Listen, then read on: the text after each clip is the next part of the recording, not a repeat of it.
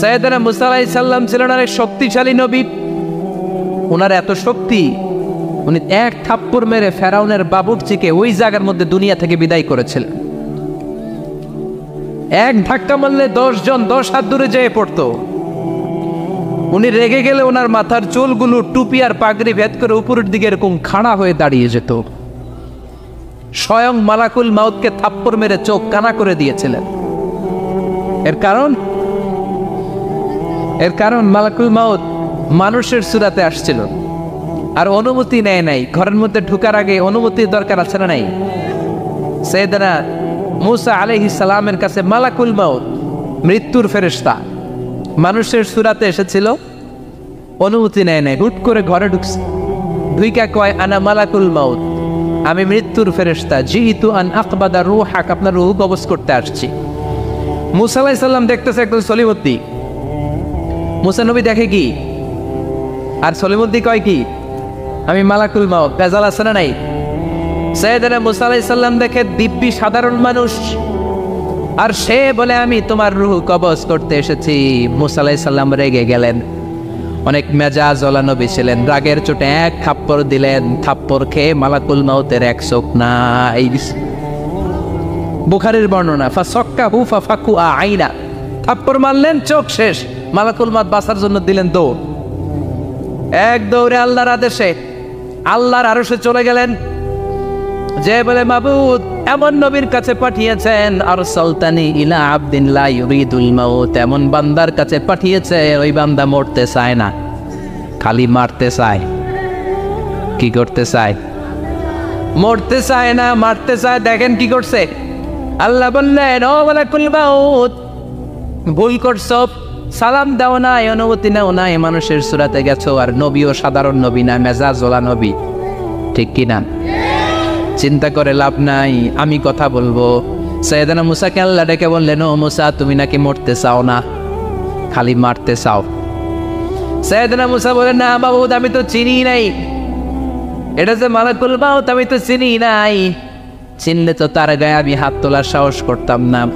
আল্লাহ বললেন, ও মুসা যাও, দাইয়াদাকা আলা মাতনি সাউর, ওই যে একটা গাভী দেখা যায়, ষাঁড় দেখা যায়, ওই গরুর পিঠের উপরে তোমার ডান হাতটা রেখে দাও। সাইয়েদনা মুসা আলাইহিস সালাম গরুর পিঠের উপরে ডান হাত রাখলেন।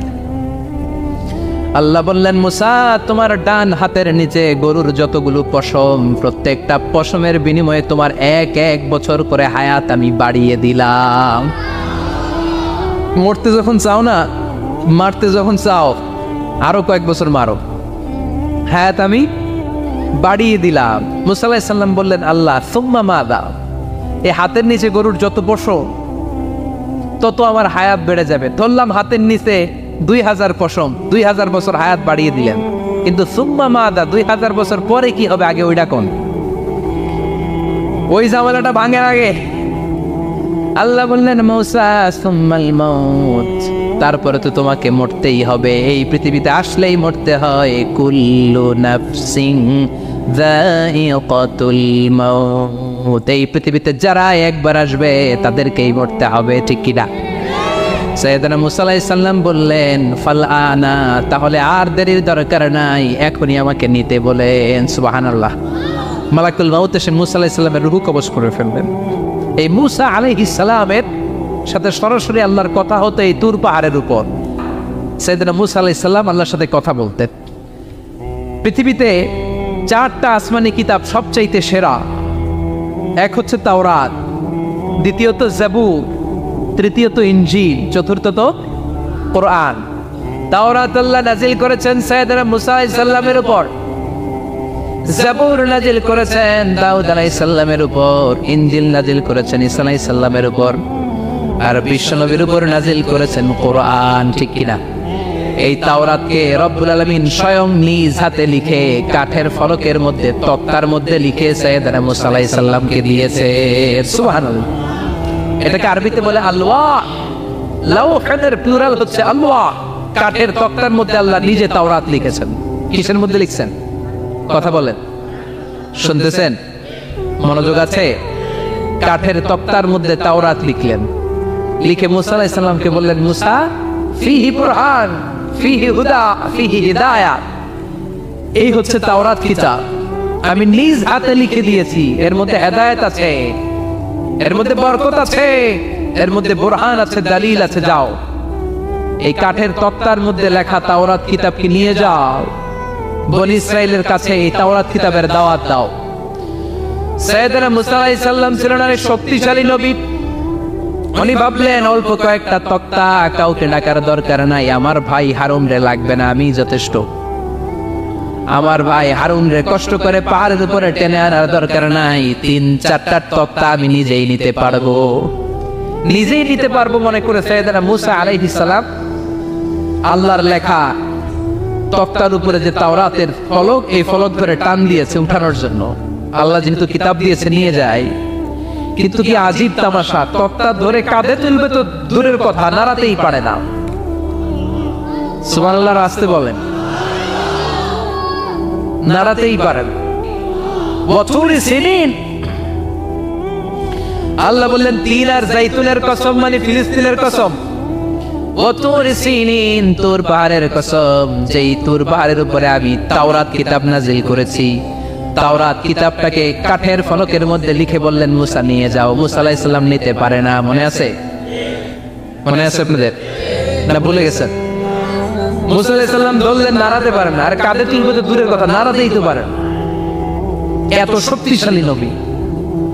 তাওরাতের যে আলওয়াহুত তাওরাত, তাওরাতের ফলক, এই বাণীগুলো নিয়ে বাণীবাহকের কাজ করবে, বার্তাবাহকের কাজ করবে, বনি ইসরাইলের কাছে এই পয়গাম পৌঁছে দিবে, কিন্তু তুলতেই তো পারে না। আল্লাহর ডেকে বলে, আল্লাহ পারি না। আল্লাহ বললেন ট্রাই করো, ট্রাই এগেইন, আবার চেষ্টা করো, দেখো না পারো কিনা। হাবিল সাইয়েদনা মুসা আলাইহিস সালাম ভাবলেন এই দিক দিয়ে পারি না, ওই দিক দিয়ে ধরলে মনে হয় পারবো। এবার তক্তার ওই পাশ দিয়ে নাড়াচাড়া শুরু করছে, ওই দিক দিয়েও পারে না। এবার ভাবলেন এক কাজ করি, মাঝখান দিয়ে দেখি নাড়াতে পারি কিনা। সাইয়েদনা মুসা আলাইহিস সালাম কাঠের তক্তাগুলোর মাঝখান দিয়ে ধরলেন, টান দিলেন, কিন্তু তক্তা নড়ে, নাড়ানোই যায় না, কাঁধে তুলবে তো দূরের কথা। সাইয়েদনা মুসা আলাইহিস সালাম অপরাধ হয়ে আল্লাহর ডেকে বললেন, ও মাবুদ পারি না। আল্লাহ আসলে চাচ্ছে মুসা যেন বলে পারি না। মুসা পারে না এটা শুনতে আল্লাহর বড় মনে চায়। সুবহানাল্লাহ কইবেন না? কারণ সব জায়গায় উনি পারে আর মারে।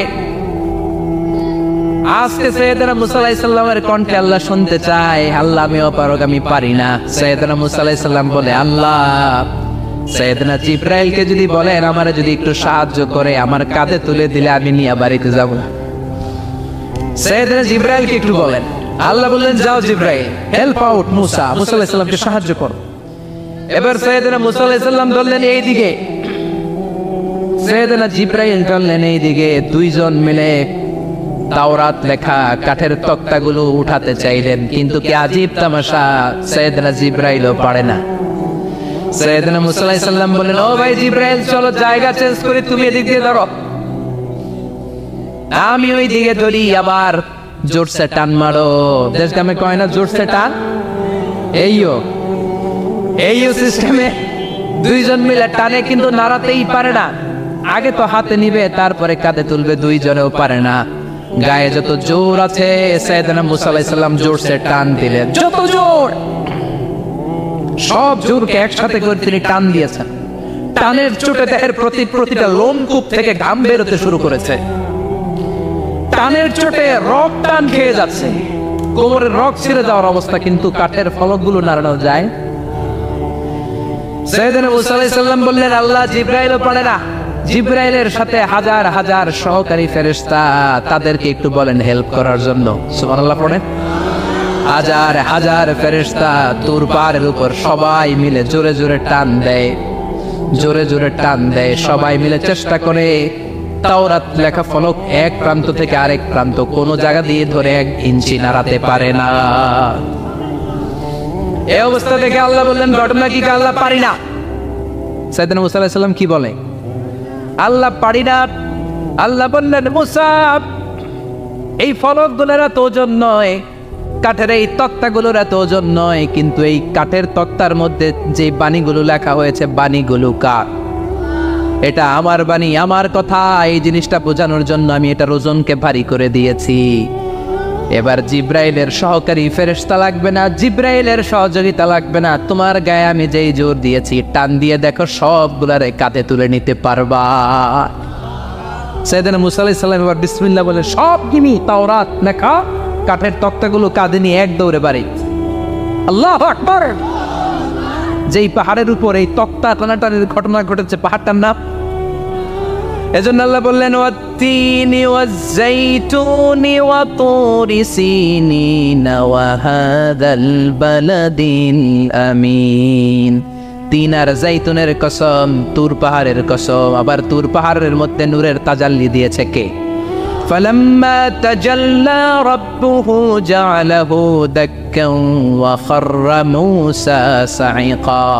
সাইয়েদনা মুসা আলাইহিস সালাম বললেন আল্লাহ তোমাকে দেখতে চাই। আল্লাহ বললেন দেখতে পারবে না, পাহাড়ের দিকে তাকাও, পাহাড়ের মধ্যে নূরের তাজাল্লি দেব, যদি পাহাড় টিকে যায় তাহলে দেখতে পাবা। আল্লাহ যখন তুর পাহাড়ের উপর তাজাল্লি মেরেছেন, পাহাড় ভেঙে খান খান হয়ে যায়, সাইয়েদনা মুসা আলাইহিস সালাম বেহুশ হয়ে যায়। এই বেহুশ হওয়ার ঘটনা আর পাহাড় জ্বলে ছাই হওয়ার ঘটনা যেখানে ঘটেছে, ওই পাহাড়টার নাম জোরে বলেন। ওই তুর পাহাড়ের কসম কেটেছে কে? ওয়াতুরি, ওয়াতুরি 2285 মিটার উঁচু, অনেক উঁচু পাহাড়। আবার ইয়াজুজ মাজুজ যখন পৃথিবীতে আক্রমণ করবে, ইন্না ইয়াজুজ ওয়া মাজুজ মুফসিদুনা ফিল আরদ, তামাম জাহানে ইয়াজুজ মাজুজ যখন আক্রমণ করবে, তামাম পৃথিবীটাকে যখন লন্ডভন্ড করে দিবে, সাইয়েদনা ঈসা আলাইহিস সালাম মুমিন বান্দাদেরকে নিয়ে যেই পাহাড়ের উপর আশ্রয় নিবেন সেটা হলো এই তুর পাহাড়। সুবহানাল্লাহ। ঈসা আলাইহিস সালাম মুমিনদেরকে নিয়ে এক পাহাড়ে চলে যাবেন এই ইয়াজুজ মাজুজের অত্যাচার থেকে বাঁচার জন্য। এদেরকে ইংরেজিতে বলে Gog Magog. If you search in Google by writing Gog and Magog, আপনি পেয়ে যাবেন ইয়াজুজ মাজুজের কাহিনী। হাত্তা ইযা ফুতিহাত ইয়াজুজ ওয়া মাজুজ ওয়া হুম মিন কুল্লি হাদাবিন ইয়ানসিলুন, লক্ষ লক্ষ ইয়াজুজ মাজুজের বাহিনী আসবে।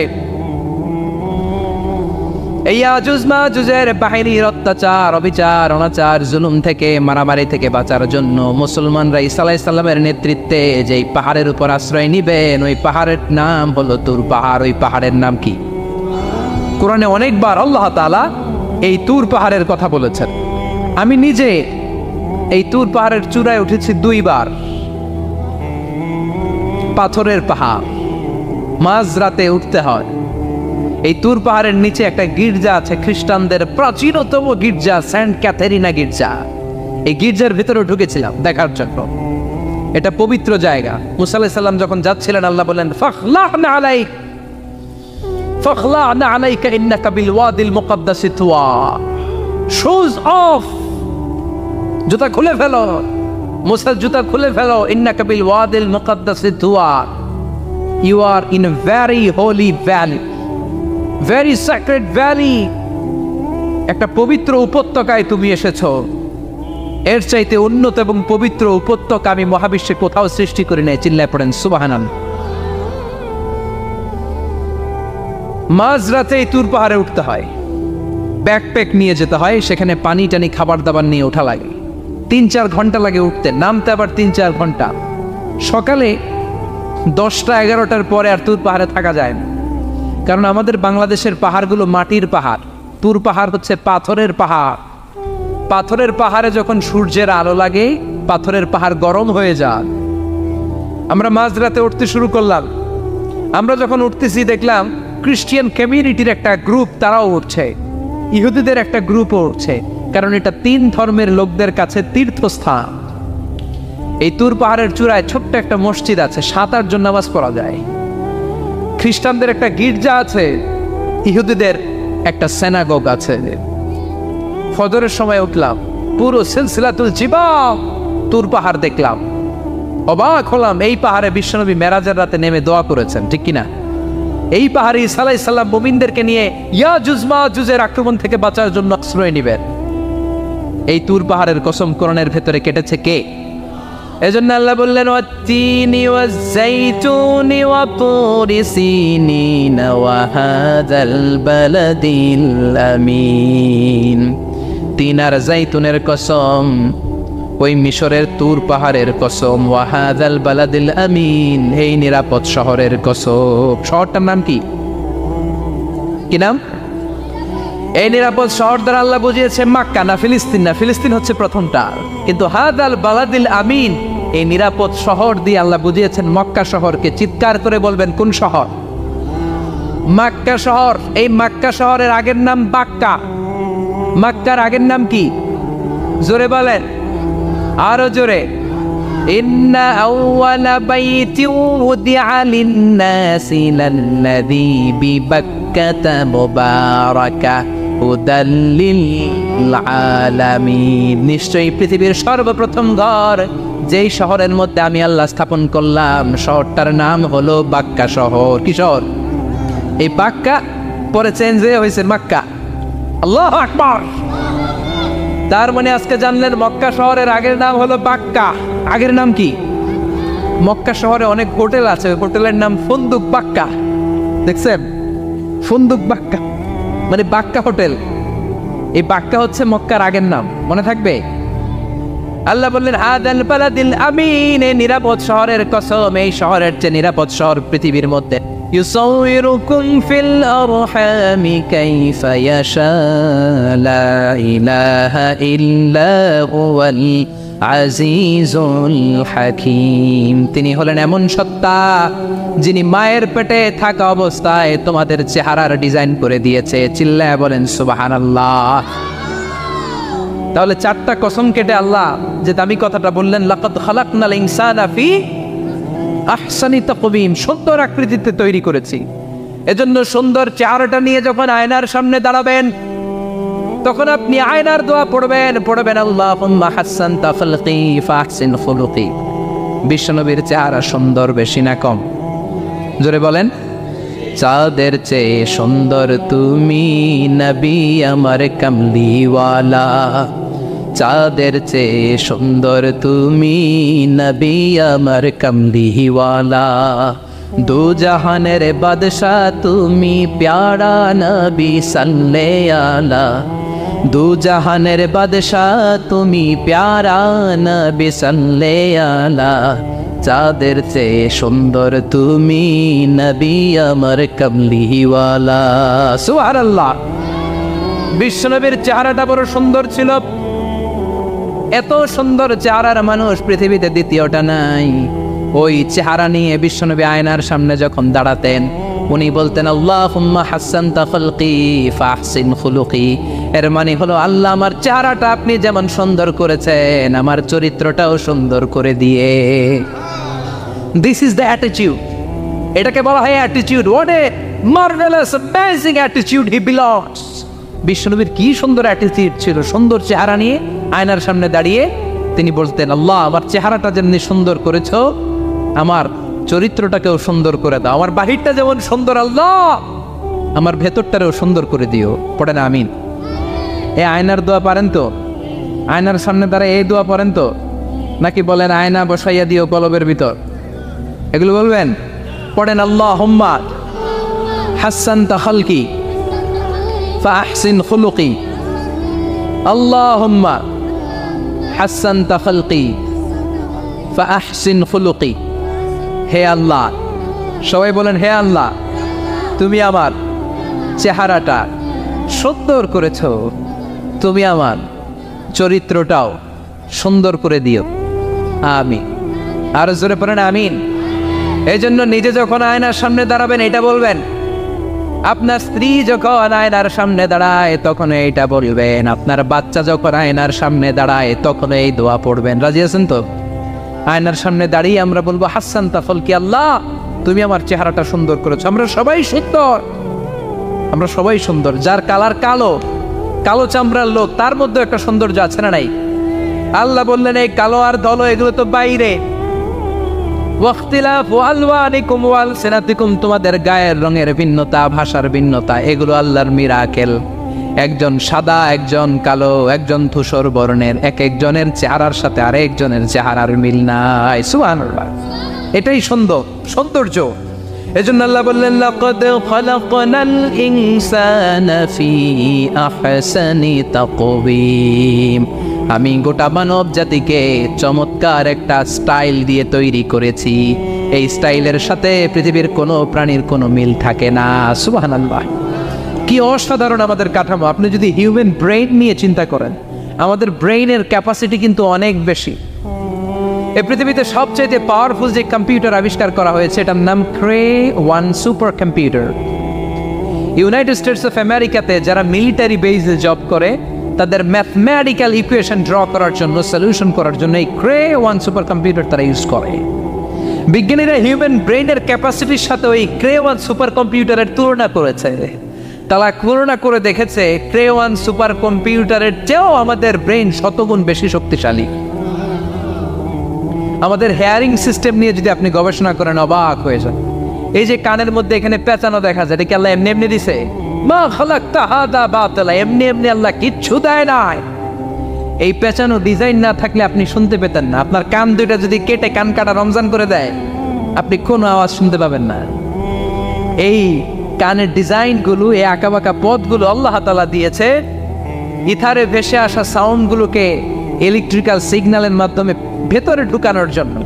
কানের তিনটা পার্ট থাকে, একটা হচ্ছে আউটার এয়ার, একটা হচ্ছে মিডল এয়ার, তারপরে হচ্ছে ইনার এয়ার, মাঝখানে এয়ার ড্রাম থাকে। এই আউটার এয়ার থেকে, মিডল এয়ার থেকে তারপরে ইনার এয়ারে ইলেকট্রিক্যাল সিগন্যাল দিয়ে বাতাসে ভেসে আসা এই সাউন্ডের ওয়েভগুলো, এই তরঙ্গগুলোকে ইলেকট্রিক্যাল সিগন্যাল দিয়ে ট্রান্সমিট করে ব্রেইনের হেয়ারিং নার্ভের কাছে পাঠিয়ে দেয়। এই সূক্ষ্ম কাজগুলো হতে আসলে অনেক সময় লাগে, কিন্তু 1 সেকেন্ডের মধ্যে আমি বলছি আর আপনারা সেকেন্ডে শুনছেন। চিল্লা এখন সুবহানাল্লাহ। আবার কান যেখানে রাখা দরকার আল্লাহ ওইখানে রাখলেন, চোখ দুইটা যেখানে দেয়া দরকার ওইখানে দিলেন, নাক যেখানে দেয়া দরকার ওইখানে, মুখ যেখানে দেয়া দরকার। এর চেয়ে সুন্দর করে কি আর তৈরি করা যেত? নাক এইখানে না রেখে অন্য জায়গায় সেট করলে কি বেশি সুবিধা হতো? নাক যদি পেছনে থাকতো, খাওয়ার সময় খাবারটা বাসি না ভালো এটা ঘ্রাণ নেওয়ার জন্য সব সময় খাবার পেছনে নিয়ে ধরা লাগতো, ঠিক কিনা? তার মানে নাক এই জায়গায় রাখাতে সুবিধা হয়েছে না? সুবহানাল্লাহ কইবেন না? কি সুন্দর মুখটা দিলেন, হ্যাঁ, কি সুন্দর চোখ দিলেন। এই কান দিয়ে আমরা শুনি, দেখেন কানের সেটিংটা কত সুন্দর। ধরেন ফর এন এক্সাম্পল, উদাহরণস্বরূপ এই কানটা আল্লাহ এইখানে না রেখে এই কান যদি আপনার এই বাম বগলের ভিতরে দিত, আর এই কান যদি আপনার এই বগলের নিচে দিত, তাহলে আজকে মিজানুর রহমান আজহারের ওয়াজ শোনার জন্য সবার এইভাবে বসে থাকা লাগতো 1.5 ঘন্টা। কারণ এইভাবে এখন যেভাবে আছেন এইভাবে বসে থাকলে তো কান চাপা পড়ে যেত, কথা একটাও শোনা যেত না। সুবহানাল্লাহ কইবেন না? চোখের সেটিংটা কত সুন্দর। চোখ এইখানে না রেখে যদি মাত্র 2 ইঞ্চি উপরে এইখানে দিত, সেজদা দিতে পারতেন। শীতকালে যে ফুটবল খেলেন, হেড দিতে পারতেন। হেড দিতে গেলে বল চোখের মধ্যে লাগা, চোখ শেষ। সুবহানাল্লাহ পড়েন। কি অসাধারণ অবকাঠামো। এই হিউম্যান অ্যানাটমি নিয়ে গবেষণা করলে মানুষ অবাক হয়ে যায়। দেহের ভেতরে কি সমস্ত যন্ত্রপাতি দিলেন, কিডনি দিলেন, গল ব্লাডার দিলেন, হার্ট দিলেন, লাং দিলেন।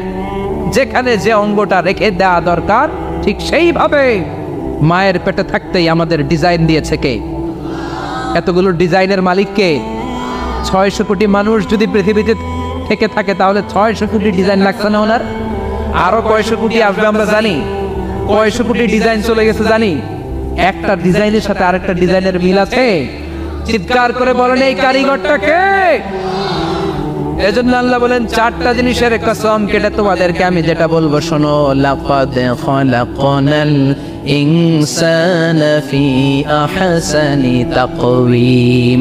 আমি মানুষের আকৃতিটা, মানুষের চেহারাটা বড্ড সুন্দর করে তৈরি করেছি। এত সুন্দর করে আল্লাহ তৈরি করেছেন, এর কোনো বাতিল নাই, কোনো বিকল্প নাই। চোখ যেমন হওয়া দরকার ঠিক তেমন। এই চোখ নিয়ে কত গবেষণা হয়েছে শুনলে অবাক হয়ে যাবেন। মাত্র 2 মিলিমিটার ডাইমেনশন ছোট্ট আমাদের চোখ। এই চোখ দিয়ে আমরা অনেক কিছু দেখি।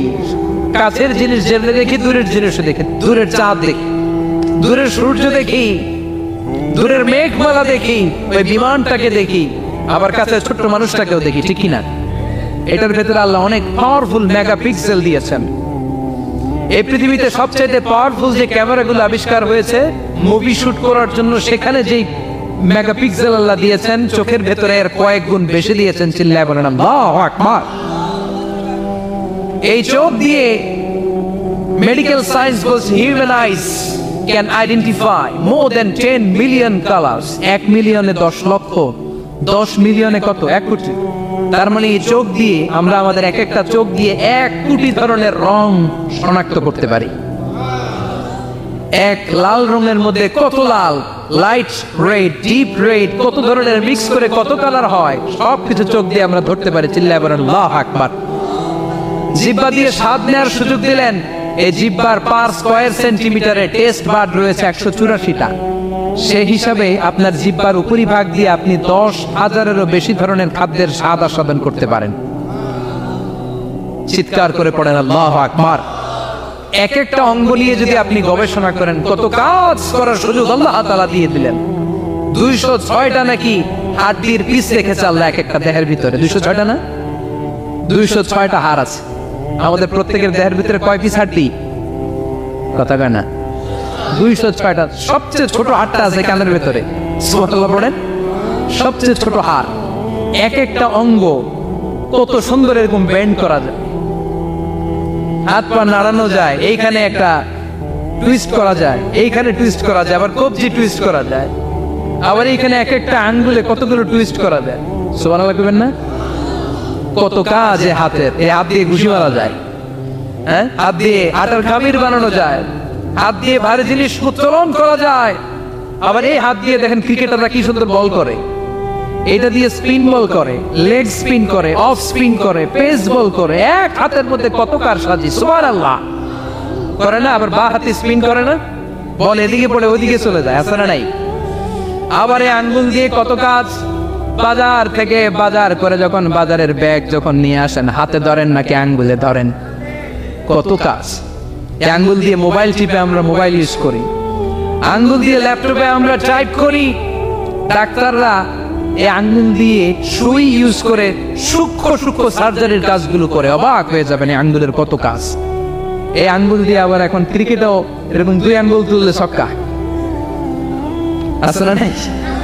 আবার 1 আঙ্গুল তুললে আউট, আবার এটা তুললে ভিক্টরি, বিজয় চিহ্ন। দেখবেন যত নেতা খেতা করে পুলিশে ধরে এটা দেখায়, আছে না নাই? এইভাবে কত ধরনের নমুনা আমরা ইউজ করি, কত ভাবে হাতগুলোকে ইউজ করি, কত ভাবে পা গুলোকে ইউজ করি। দেহের এই সৌন্দর্য আমাদের দান করেছে কে?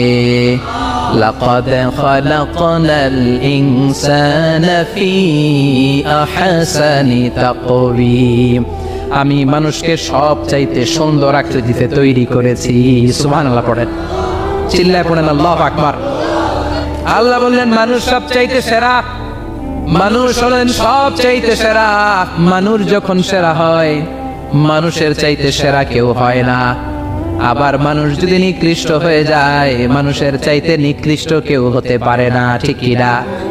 আল্লাহ বললেন মানুষের আকৃতি আমি বড্ড চমৎকার করে বানালাম। সবচেয়ে সুন্দর আকৃতি মানুষের। সবচেয়ে সুন্দর আকৃতি কার? জোরে বলেন। সবচেয়ে বেশি মর্যাদা কার? আশরাফুল মাখলুকাত কে? আশরাফুল মাখলুকাত কে? চিল্লায়া বলেন। নাকি হাতি? রয়্যাল বেঙ্গল টাইগার শক্তিশালী না? এটা এটা তো মানুষ খায় ফেলায়, তো এটাই না আশরাফুল মাখলুকাত হওয়া দরকার? হাতি সবচেয়ে শক্তিশালী না? তো এটাই না আশরাফুল মাখলুকাত হওয়া দরকার? এগুলো কোনটাই আশরাফুল মাখলুকাত না। আশরাফুল মাখলুকাত হচ্ছে মানুষ। আশরাফুল মাখলুকাত কি?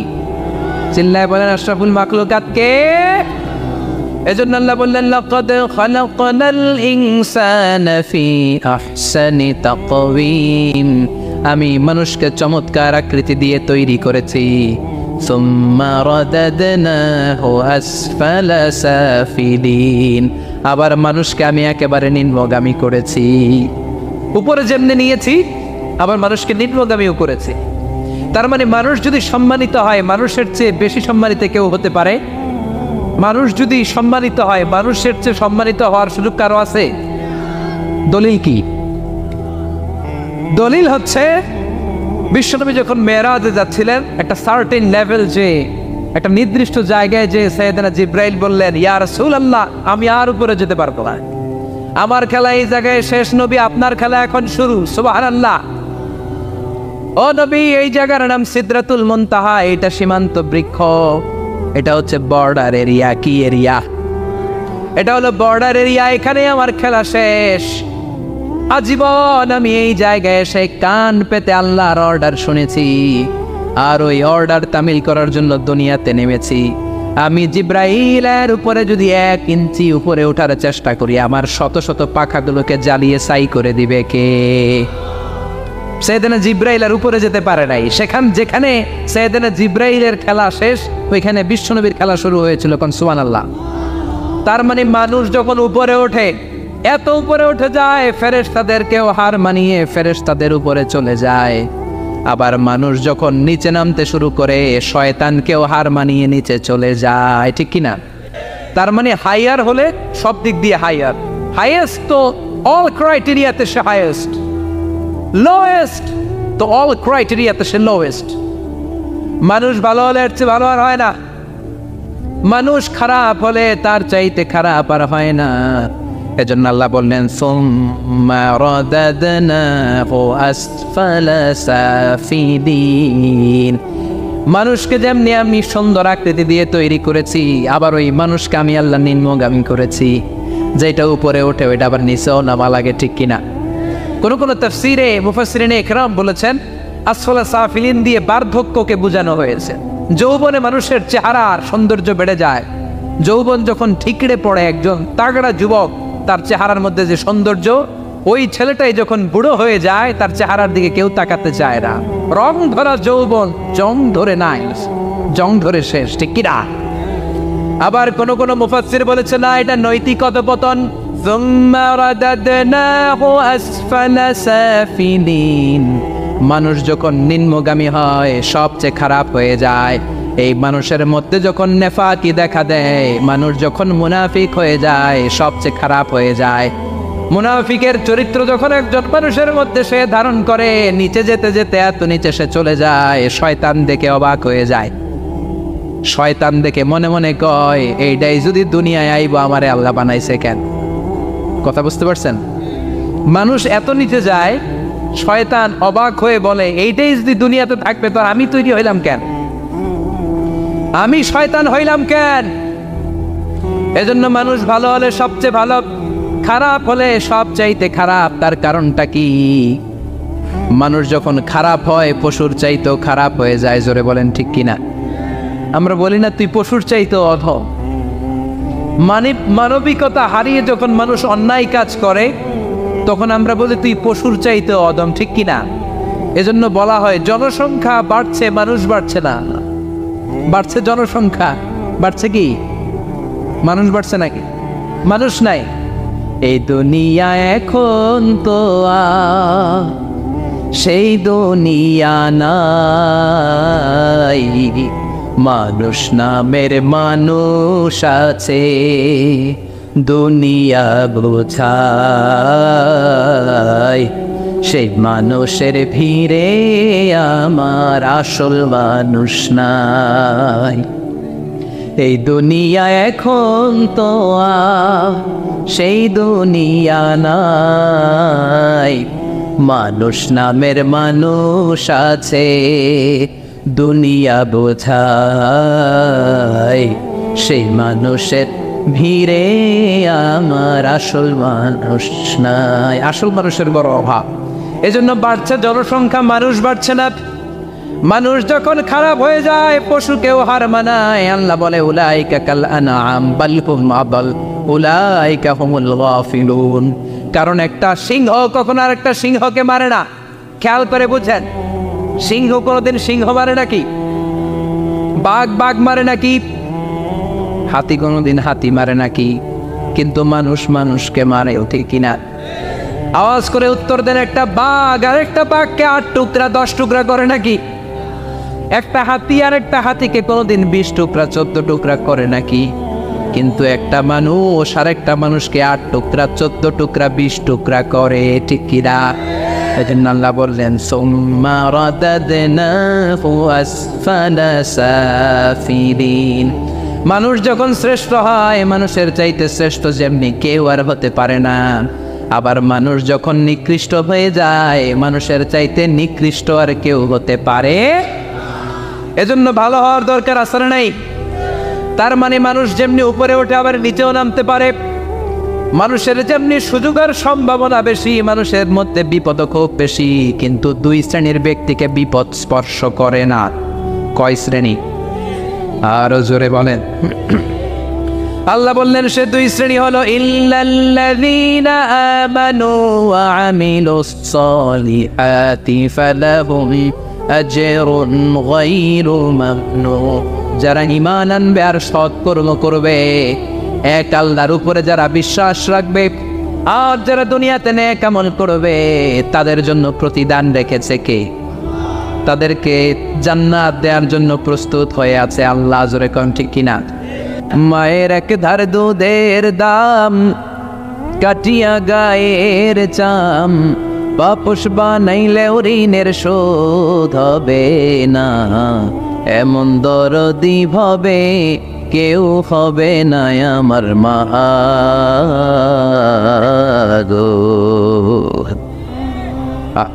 যাদের মা নাই তারা জানে মা না থাকার কি জ্বালা, যাদের বাবা নাই তারা জানে বাবা না থাকার কি জ্বালা। এখন ঘরে ঝগড়া করেন, এখন ভাল লাগে না আব্বা আম্মারে, এখন আব্বা এই ভুল ধরে, আম্মা এইটা বলে, এখন অনেক অসহ্য লাগে। তো যেদিন চলে যাবে ওই দিন বুঝতে পারবেন মাথার উপর থেকে ছাতাটা নাই হয়ে গেছে, বটবৃক্ষটা চলে গিয়েছে, আর উপদেশ দেওয়ার মতো কেউ নাই, কাছে আগলে রাখার মতো কেউ নাই। এজন্য আব্বা আম্মা থাকতে আমরা যেন আব্বা আম্মার কাছ থেকে দোয়া চাই। আব্বা আম্মার দোয়া কোনোদিন আল্লাহ তাআলা ফিরিয়ে দেয়। আমরা আব্বা আম্মারে রেখে দিয়ে অমুক দরবারে যাই, অমুক দরবারে যে দোয়া চাই, আসল বড় দরবার যে আমার ঘরে, এটাই বলে যাই। আমার আব্বার চেয়ে বড় কোনো পীর সাহেব আমার জন্য হতে পারে, আমার মায়ের চেয়ে বড় দোয়াকারী আমার জন্য পৃথিবীতে থাকতে পারে। পৃথিবীর সবাই মিলে, সব আল্লাহর ওলিরা মিলে কোরআন খতম দিয়ে এইখানে ফু দিল একটা গ্লাসের পানির ভিতরে, আপনার আম্মা কিংবা আব্বা শুধু বিসমিল্লাহ বলে আরেকটা গ্লাসের পানির মধ্যে ফু দিল, মায়ের দোয়াটা মুহূর্তেই কবুল করে নিবে কে? আম্মা আব্বার চেহারার দিকে তাকালেই কবুল হজের সওয়াব দেয় কে? হজ করে আসছেন কারা কারা দেখি?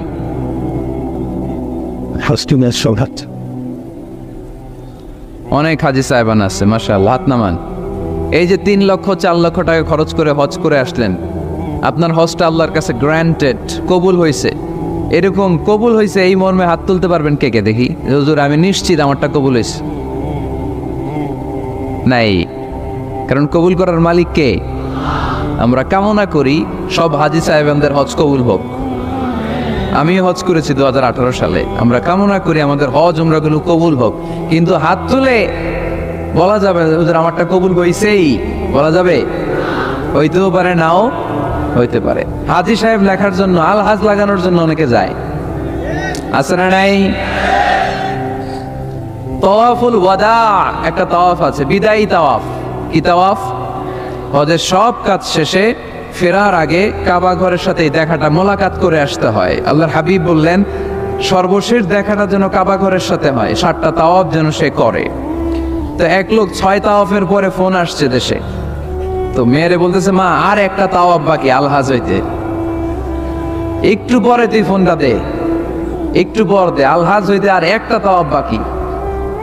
তো উনি গেছে কি হওয়ার জন্য? আলহাজ হওয়ার জন্য। নামের আগে আলহাজ লাগাবেন না। কেউ যদি আপনারে বলে হাজি সাহেব, বলুক, কিন্তু আমি হজ করছি একজনকে দেখানোর জন্য। তিনি কে? আল্লাহ। এজন্য ইখলাসটা বড় জরুরি।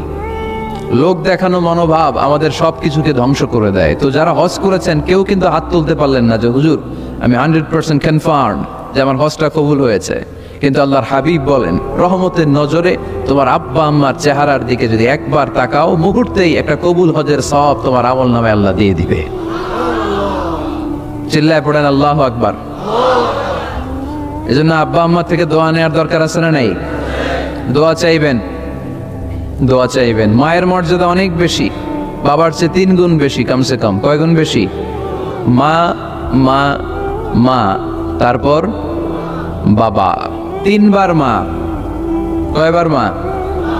1 বার বাবা। তার মানে মাকে ইসলাম দিয়েছে স্বর্ণ পদক, দিয়েছে রৌপ্য পদক, দিয়েছে ব্রোঞ্জ পদক, আর বাবাকে দিয়েছে সান্ত্বনা পুরস্কার। আমরা এটা নিয়েই খুশি, ঠিক কিনা?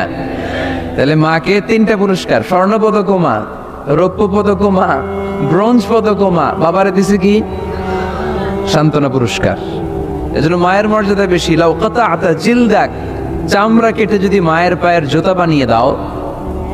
ছোটবেলা যে মায়ের বুকের দুধ খেয়েছো, আল্লাহর হাবিব বললেন এক ঢোক দুধের শোধ আদায় হবে না, ঠিক কিনা? অনুরূপ ভাবে মুসাফিরের দোয়া আল্লাহ ফিরিয়ে দেয় না। সফরে বেরোলেই দোয়া করবেন, পারবেন? মনে থাকবে? এখান থেকে ঢাকা যান না আপনারা, আনতা মুসাফির, এখান থেকে ঢাকা গেলে আপনি মুসাফির, দোয়া করা শুরু করে দিবেন। যদি জুলুমের শিকার হন, মাজলুম, ইত্তাকু দাওয়াতাল মাজলুম, আল্লাহর হাবিব সাল্লাল্লাহু আলাইহি ওয়াসাল্লাম বললেন মজলুমের বদদোয়াকে ভয় করো, কারণ মজলুমের বদদোয়া আর আল্লাহর আরশের মাঝখানে আল্লাহ কোনো পর্দা রাখে না। দোয়া করতে দেরি, এই দোয়া কবুল করে নেয় কে? মজলুমের দোয়া আল্লাহ তাআলা কবুল করে। এজন্য আব্বা আম্মার কাছ থেকে যেন আমরা বেশি বেশি দোয়া নিতে পারি, আল্লাহ তুমি তৌফিক দাও। দোয়া চাওয়াও সুন্নাহ, দোয়া করাও সুন্নাহ, বুঝতে পেরেছেন? দোয়া নিজের জন্যও করবেন, অন্যের জন্যও করবেন। রাজি আছেন তো? অনেকে বলে হুজুর আমার দোয়া আমি করব, আমি আরেকজনের জন্য করব কেন? ওনারটা উনি করুক, আমারটা আমি করি, এরকম কথা আছে না? নেই না, অন্যের জন্য দোয়া করবেন, এতে লাভ আছে। আপনি যখন কারোর জন্য দোয়া করেন, ফেরেশতারা আল্লাহর কাছে দোয়া করতে থাকে, আল্লাহ যেই দোয়া সে তার ভাইয়ের জন্য করলো, আগে দোয়াটা তার নিজের জন্য কবুল করে দাও। মা মিন মুসলিম ইয়াদউ লিআখিহিল মুসলিম বিযাহরিল গায়ব ইল্লা ক্বালাল মালাক ওয়ালাকা বিমিসলিন। ফেরেশতারা বলে ওয়ালাকা বিমিসলিন, আপনি দোয়া করলেন আল্লাহ আমার এই ভাইটার টাকা পয়সা নাই, তুমি তারে ধনী বানায় দাও। ফেরেশতারা তখন বলে ওয়ালাকা বিমিসলিন, মানে আল্লাহ যিনি দোয়া করতেছে আগে তারে ধনী বানিয়ে দাও। সুবহানাল্লাহ কইতে পারলেন না? আরো জোরে বলেন সুবহানাল্লাহ। একটানা ডর করি গওয়াজি সুবহানাল্লাহ। আপনার ভাই অসুস্থ, আপনি দোয়া করলেন আল্লাহ আমার ভাইটা অসুস্থ, তারে তুমি সুস্থ করে দাও। ফেরেশতারা বলে ওয়ালাকা বিমিসলিন, মানে আল্লাহ যিনি দোয়া করতেছে তার কোনো রোগ বালাই থাকলে আগে তারে সুস্থ করে দাও। তাই জন্য অন্যের জন্য দোয়ার দরকার আছে না নেই? আল্লাহর হাবিব সাল্লাল্লাহু আলাইহি ওয়াসাল্লাম বললেন দোয়া মুখুল ইবাদা, দোয়া হচ্ছে ইবাদতের নির্যাস। নামাজ পড়লেন, রোজা রাখলেন, যাকাত দিলেন, কিন্তু দোয়া করলেন না, আপনি মিস করলেন, ঠিক কি না? আরেক বর্ণনায় এসেছে আদ-দুআ হুয়াল ইবাদা, দোয়াটাই নাকি ইবাদত। দোয়া যে করতেছেন এটাই ইবাদত, আওয়াজ করে পড়তে হবে আল্লাহু আকবার। এজন্য প্রতিটা সালাতে যখন আমরা নামাজে দাঁড়াই, যখন মুসল্লায় দাঁড়াই, আমরা যখন সূরাতুল ফাতিহা পড়ি, এর মধ্যে আল্লাহ একটা দোয়া শিখিয়েছেন, পড়েন ইহদিনাস সিরাতাল মুস্তাকিম, ইহদিনাস সিরাতাল মুস্তাকিম। ও আল্লাহ, show us the right path, show us the correct path। আল্লাহ আমাদেরকে সহজ সরল সোজা পথ দেখান। আল্লাহর হাবিব সাল্লাল্লাহু আলাইহি ওয়াসাল্লাম একবার খেজুর গাছের ডাল দিয়ে মরুভূমিতে একটা টান মারলেন, সোজা একটা টান, আর ডানে বায়ে অনেকগুলো দাগ কাটলেন। আল্লাহর হাবিব বললেন ডানের ছোট ছোট রাস্তাগুলো শয়তানের রাস্তা, ওরা হাতছানি দেয়। আসো নাচের অনুষ্ঠানে আসো, গানের অনুষ্ঠানে আসো, মদের আড্ডাখানায় আসো, জুয়া খেলাতে আসো, ওইদিকে যাওয়া যাবে না। মুমিনের রাস্তাটা সোজা, এটা সিরাতুল মুস্তাকিম। এই রাস্তায় যদি একবার উঠে যান, ডানে বায়ে কোনো মোড় নাই, খালি চলবে, খালি চলবে, ইউটার্ন নাই, কোনো চৌমুহনী নাই। এই রাস্তা শুরু হয়েছে দুনিয়াতে, এই রাস্তার শেষ মাথা ঢুকে গিয়েছে জান্নাতে। এজন্য প্রতিদিন সালাতে আমরা পড়ি আল্লাহ তুমি আমাদেরকে সরল সঠিক পথ দেখাও। আমরা যদি কোনোদিন রাস্তা হারিয়ে ফেলি, আমাদেরকে রাস্তা দেখায় কে? আমি যদি কোনোদিন পথ ভুলে যাই, হাত ছানি দিয়ে কাছে নিও, মমতার বন্ধনে আমায় বেঁধে সব ভুল ক্ষমা করে দিও। পড়েন আমিন। এজন্য সালাতের মধ্যে দোয়া আসরা নাই। প্রতিদিন আমরা দোয়া করি, দোয়াটা পড়ি, কিন্তু অর্থ বুঝি না। এর চাইতে দামি দোয়া হতে পারে ইহদিনাস সিরাতাল মুস্তাকিম, আল্লাহ সিরাতুল মুস্তাকিমের পথ দেখাও, সোজা পথ। এই জন্য দোয়ার গুরুত্বের কোনো শেষ নাই, এটা অনেক গুরুত্বপূর্ণ। কি সুন্দর ইসলাম, হোয়াট এ প্রাইভেসি ইন ইসলাম, কত সুন্দর প্রাইভেসি ইসলাম আমাদেরকে শিখিয়েছে। আপনি ঘরে ঢুকবেন, অনুমতি নিয়ে ঢুকবেন। কার কথা? এক সাহাবী বললেন নবী আমার ঘরে দুই ঘর। কয়টা? দুইটা মাত্র রুম। এক রুমে থাকি আমি, আর এক রুমে থাকে আমার আম্মা জান, যেই আম্মা জানের বুকের দুধ খেয়ে আমি 10 মাস পেটের ভেতরে ছিলাম, 2 বছর বুকের দুধ খেয়ে বড় হলাম। আমার আম্মা জান থাকে এক রুমে, আমি থাকি আর এক রুমে। ও নবী, আমার মায়ের রুমে ঢোকার আগেও কি অনুমতি নেওয়া লাগবে নাকি? বিশ্বনবী বললেন, ও সাহাবা, আতুহিব্বু আন তারাহা উরিয়ানা, do you like to see your father naked? তুমি কি তোমার মাকে নেকেড দেখতে চাও? তুমি কি তোমার মাকে উলঙ্গ দেখতে চাও? সাহাবী বললেন, কাল্লা, কখনোই না। বিশ্বনবী বললেন, ইদান তাস্তাদিন, তোমার মাকে যদি উলঙ্গ দেখতে না চাও তাহলে অবশ্যই অবশ্যই অবশ্যই তোমার মায়ের ঘরে ঢোকার আগে অনুমতি নিয়ে ঢুকবা। সুবহানাল্লাহ। মায়ের ঘরে ঢোকার আগে অনুমতি নিতে হবে। তাহলে ভাইয়ের ঘরে, বোনের ঘরে, ভাবির ঘরে, হ্যাঁ, ঢুকাই যাবে না। ভাবির ঘরে ঢোকা যাবে? কারো ঘরে ঢোকার আগে অনুমতি নিতে হবে। এটাকে বলে প্রাইভেসি। ইসলামী প্রাইভেসিকে গুরুত্ব দেয়, কারণ আপনি হয়তো এমন একটা সময় চলে যাবেন ঘরের ভিতরে, ঘরের ভেতরে আপনার আম্মা ওই সময় হয়তো হালকা পোশাক পরে, সিম্পল কোনো কাপড় পরে শুয়ে আছে, ঠিক কিনা? ওই পোশাকে সে আপনার সামনে আসতে চায় না। আপনি যখন নক করবেন, আপনি যখন সালাম দিবেন, পারমিশন চাইবেন, সে হয়তো ওনাকে ঢেকে চাদর পরে সুন্দর করে জামাটা পরে তারপরে আপনার সামনে আসবে। চিল্লায় বলেন ঠিক কিনা? এজন্য অনুমতি নিয়ে ঢোকা ফরজ। কারো ঘরে যখন যাবেন আগে সালাম দিবেন, 3 বার সালাম দিবেন। 3 বার সালাম দেওয়ার পরে যদি উত্তর না পাওয়া যায় চলে যাবেন। কার কথা মানতে রাজি আছেন তো? এগুলো মানি না, এই জন্যই ঘরে অশান্তি, ফ্যামিলিতে অশান্তি, চোখের হেফাজত নাই, নজরের হেফাজত নাই। এই নজরের লাগাম যদি টেনে ধরতে পারেন, ফ্যামিলির 50% সমস্যা এমনিই চলে যাবে। চিল্লা এখন ঠিক কিনা?